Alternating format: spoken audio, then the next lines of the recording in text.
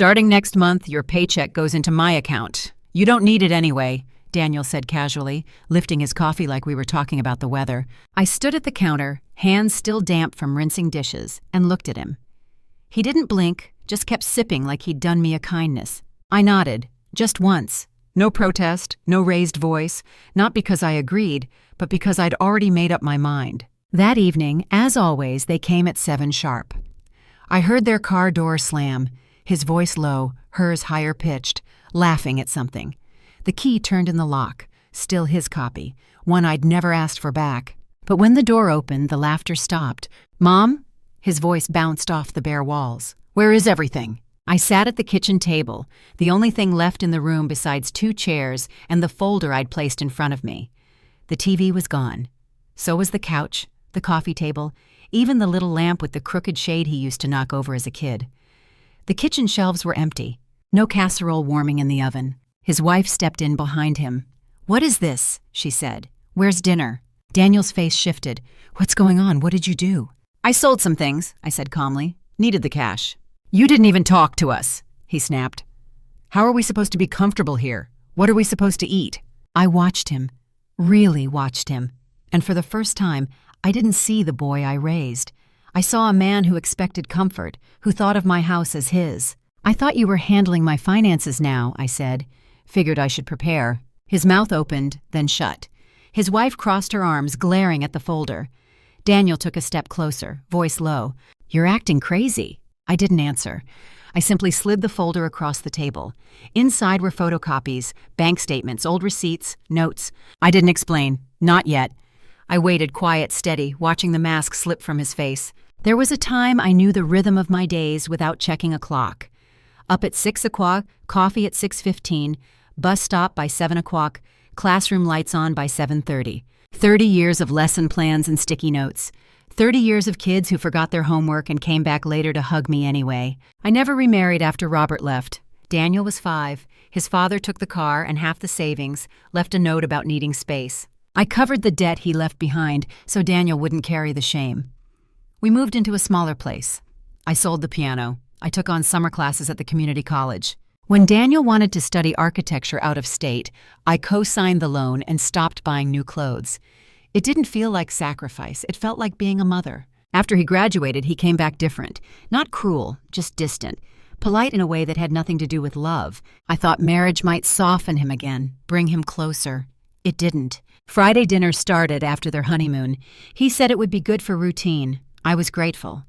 I spent Fridays grocery shopping, ironing napkins, defrosting pie crusts. I didn't really like baking anymore. I made sure everything was ready before they walked through the door. His wife didn't like clutter, so I cleared the magazines. She didn't eat meat, so I learned new recipes. It was the one constant I could count on. One night a week I saw my son. He never stayed long. They always had plans somewhere else to be. Still, I told myself this was how families stayed close, by not making demands, by making space, by keeping peace. But over time, I stopped showing him new pictures of the house. He didn't notice the fresh coat of paint in the hallway. He didn't ask about the neighbors or how I was sleeping. He smiled, complimented the food, then left. And I kept clearing the table, believing that if I gave enough, eventually he'd remember what I gave. But that night, watching him read the folder, I realized he didn't remember at all. Daniel stood in the center of the living room, staring at the empty space where the couch used to be. He pointed at the spot like it was a crime scene. "Where's the couch?" he demanded. "Where's the TV? What happened to the rug?" His wife didn't wait. She stepped past him, arms crossed, nose wrinkled. "This is absurd, Dana. You knew we were coming." "I did," I said. She scoffed. "So where's dinner? Or is this your idea of a joke?" Daniel turned towards the kitchen. "Why would you get rid of everything? You didn't even tell us." "I didn't realize I needed permission," I said. He blinked at me. "It's not about permission. It's just, how are we supposed to relax here? Where are we supposed to sit? Eat?" He said it like we shared the house, like his comfort was my duty. His wife chimed in again. "We come here every week for you, to keep you company. And this is how you repay us?" I said nothing, not to her, not to him, because what was left to say? That I'd fed them week after week out of habit and hope. That I had scraped together enough each Friday to cook meals they barely acknowledged, that their visits felt less like connection and more like a scheduled service. Daniel stepped closer. "Mom, this is really selfish. You could have talked to me before doing something so dramatic." Selfish! The word echoed in my chest like a sharp snap. I thought of the shoes I never bought so he could have basketball camp, the second mortgage for his tuition, the holidays I spent alone so he could go skiing with friends. Selfish! Something clicked in that moment. Quiet and exact. I'd been waiting for kindness that wasn't coming. Waiting for someone who had stopped looking at me like a person. Daniel moved to grab the folder. What even is this? I let him take it, let him flip through the copies. I watched his smile vanish as he realized what I'd been tracking. The next morning, I went to the bank before work. I told myself it was just to check a balance, just to make sure everything was fine.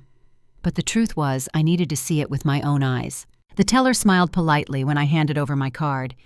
"Can you print my recent transactions?" I asked.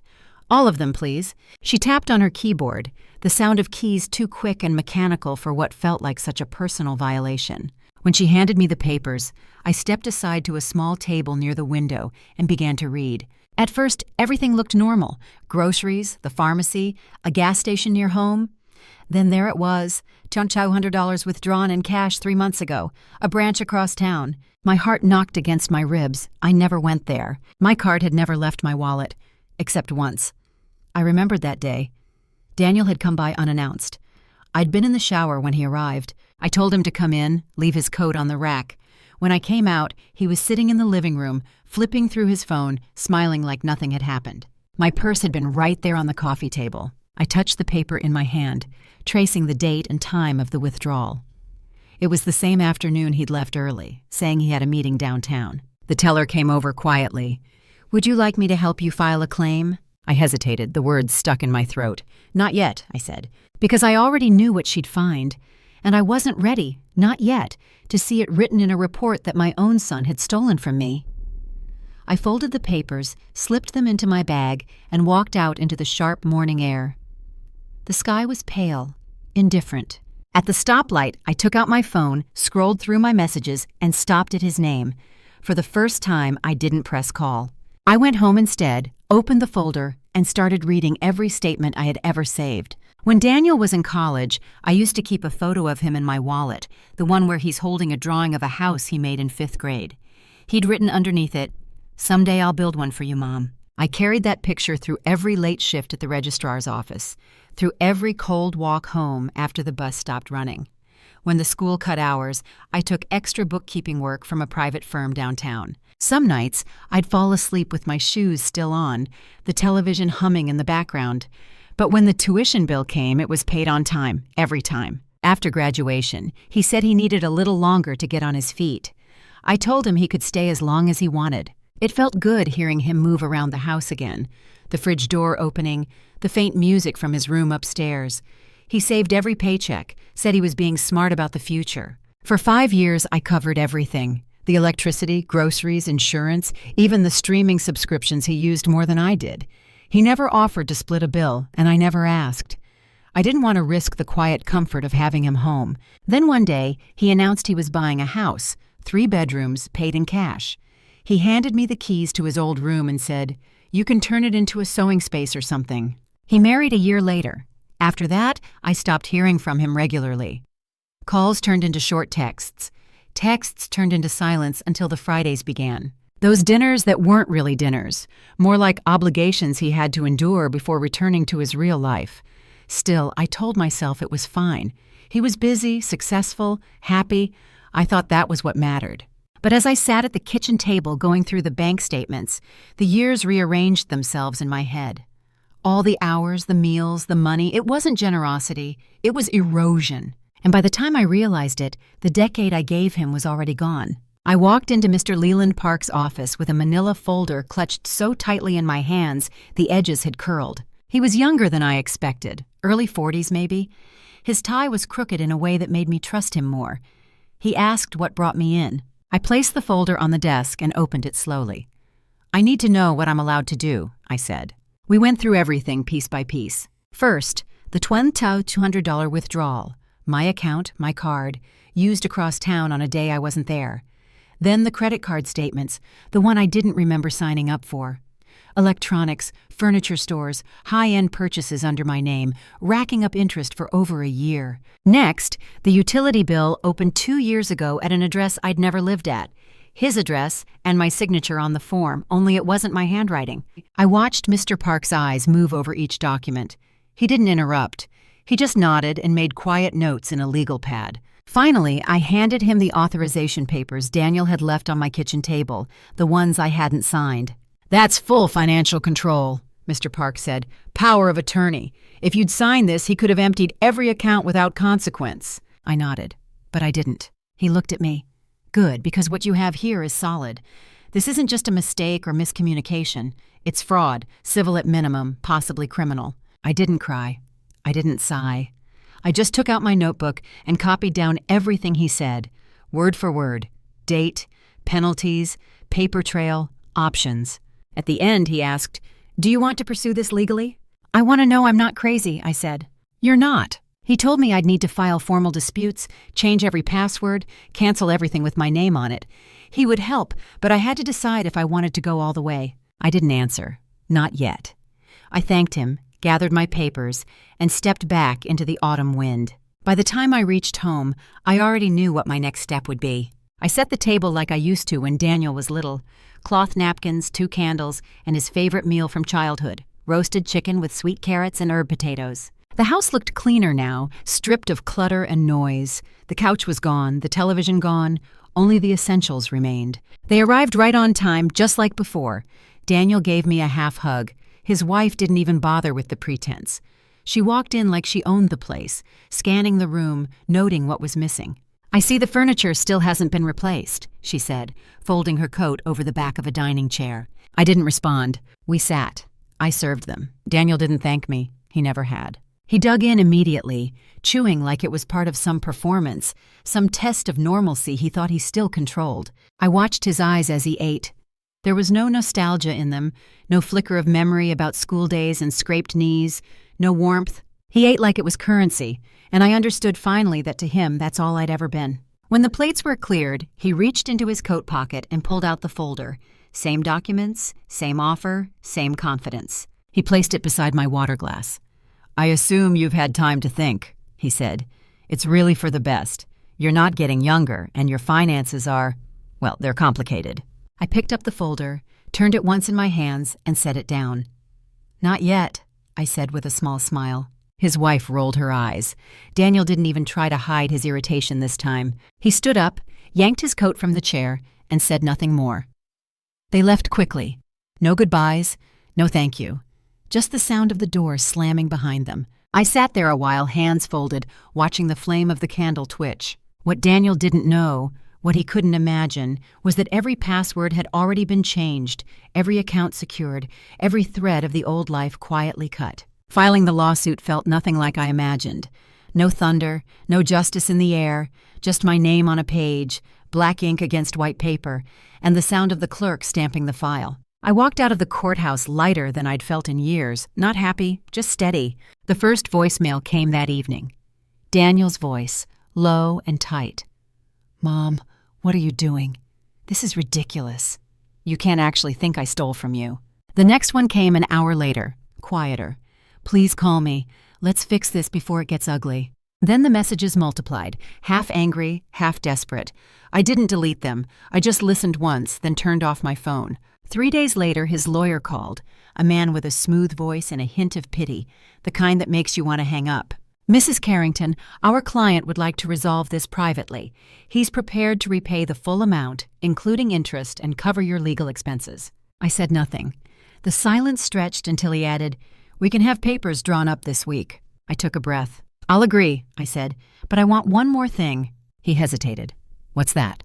"I want it in writing that he committed financial fraud," I said. "Not a misunderstanding, not confusion, fraud." He tried to smooth it over. "Mrs. Carrington, that kind of statement could be damaging to—" "That's the point," I said. "It's the truth." He paused again, then finally said, "I'll speak with my client." I thanked him, hung up, and sat for a long time in the quiet.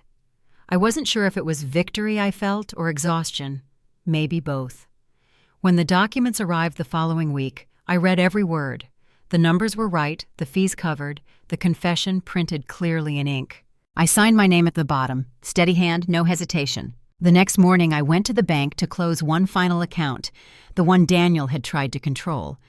The teller didn't ask questions when I closed the account. She handed me the cashier's check with a polite smile and slid the paperwork across the desk. 30 years of deposits gone in one signature. I drove straight to the credit union 2 counties over. No branch nearby. No way for Daniel to wander in and charm a teller. It felt like sealing a vault no one else had the key to. I didn't tell anyone I was leaving. Just packed up what I needed, sold what I didn't, and left the rest behind. The new house was small, a cottage just outside Asheville, tucked behind a ridge of trees and surrounded by silence. No one knew my name there. That was the point. Each morning, I walked a winding trail that looped through the woods and back to my porch. My pockets held only 2 things, the house key and a small envelope of cash, just enough for groceries or coffee, nothing traceable. The neighbors waved politely but didn't pry. I liked that. No questions, no assumptions. I was just the woman who moved in late in the season, kept to herself, and painted the porch rail in quiet strokes. On the 7th morning, my phone buzzed. I hadn't heard his name in weeks, hadn't seen it light up the screen. Daniel. One missed call, then another. I turned the phone over and left it face down on the counter. He'd made every payment on time. The lawyer said he signed each check himself, but not once had he asked to meet. Not once had he apologized. Not in writing, not in voice, not in silence. By the 10th call, the phone stopped buzzing, and the house felt still again, as if even the walls were beginning to forget him. That afternoon, I opened the envelope and set a few bills aside. I took the rest to the corner bakery and ordered coffee and a fresh roll. I sat by the window, sunlight warming the side of my face, and started to sketch a small herb garden for the yard. The wind moved gently through the trees, just enough to rustle the edges of the newspaper on my lap. I brushed it flat and kept reading, eyes skimming a line I'd already read 3 times. I wasn't in a hurry. Out here, nothing pressed in. The yard was half grass, half gravel, with a few empty planter boxes I'd been meaning to fill. A pair of birds pecked near the fence, scattering sunflower seeds I'd tossed down that morning. One of them hopped closer, watching me like it had a question it wasn't sure how to ask. There was no television inside, no couch, no microwave. The walls were bare, except for the one photo I'd brought with me. Just me, younger, holding a baby in a blue knit cap. The baby who would grow into a man who once said, "You don't need it anyway." He was wrong. I needed exactly this, the kind of quiet that doesn't beg to be filled, the kind that isn't absence but presence. Presence of self, of breath, of choice. The money arrived on the 1st of every month. Automatic deposit minus legal fees, minus damages. $3,700 left. Then nothing, or everything, depending on how you counted. I still hadn't replaced the couch. I didn't miss it.